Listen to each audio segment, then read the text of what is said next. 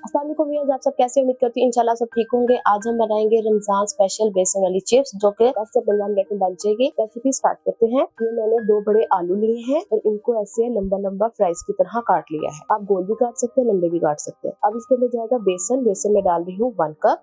अब इसके अंदर कुछ मसाले जाएंगे। लाल मिर्च पाउडर 1 टीस्पून भर के, नमक 1 टीस्पून भर के, 1 चुटकी हल्दी, अजवाइन 1 टीस्पून भर के, 1 चुटकी जाएगी बेकिंग पाउडर। ये सब मसाले इसके अंदर डालेंगे। अब हम इन सब अज्जा को आलू के अंदर अच्छे से मिक्स कर लेंगे। देखिए हमने सब अज्जा को आलू की चिप्स के अंदर अच्छे से मिक्स कर लिया है। तो इसको आपने पानी बिल्कुल नहीं इसके अंदर डालना। इसको तकरीबन आपने 15 से 20 मिनट के लिए रख देना है। आलू अपना पानी खुद ही छोड़ेंगे और ये खुद ही मसाला सारा आलू से चिपक जाएगा। तब तक हम अपना ऑयल जो है वो गर्म होने के लिए रख देते हैं।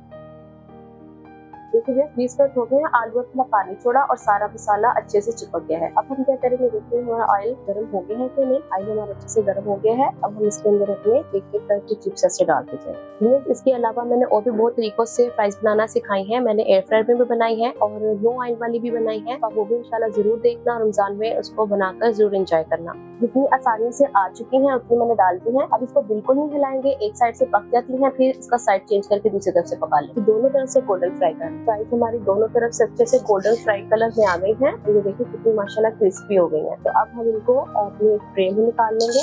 जैसे बेसन वाली चिप्स बनके हमारी रेडी हो गई है। तो मैंने इसको केचप से सर्व किया है। अपने कमेंट बॉक्स में बताना आपको ये रेसिपी कैसी लगी। इंशाल्लाह रेसिपी आपके सामने हाजिर होंगे। अल्लाह हाफिज।